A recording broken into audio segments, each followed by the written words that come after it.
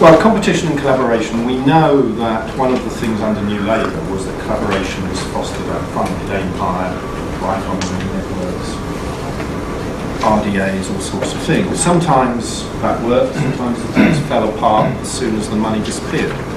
So that was not always good.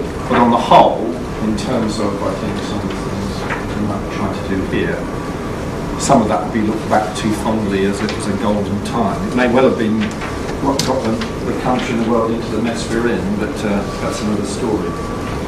Now, of course, the policy framework is different, and in many ways is reversed, and it's about fostering competition between colleges and universities within the HE sector.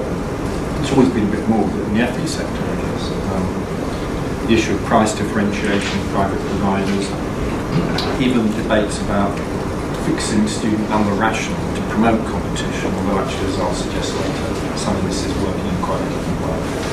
And I think the question we then have is to say, particularly when we're talking, as people like myself and Russell and others will do with the governors, our real masters of institutions, who will say, what are we trying to do here, how do we define success, is to say we do need to revisit the purposes, often statutory purposes, of our institutions, FE, HE, and maybe other bodies too.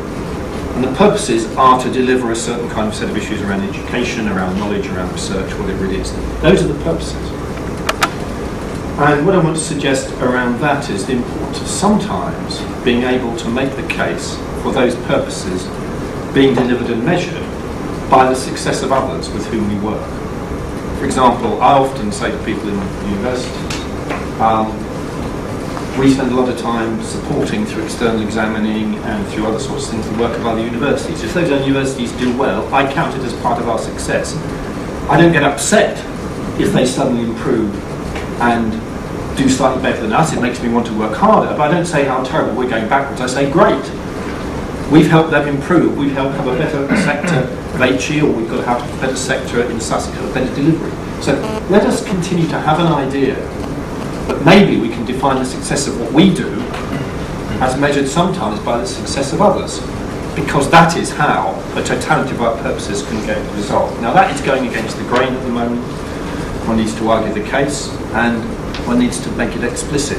But that this may be the time to do it. In the previous regime, it all got taken for granted. We perhaps forgot about how one made that case. But it's very, very important. At the end of the day, most of the institutions that we work for are here to achieve certain sets of purposes. They're not out, at the end of the day, to make their institution have a great reputation or to aggrandize their position. We are out to deliver education and learning and research. So that's an issue that needs to stand on the table.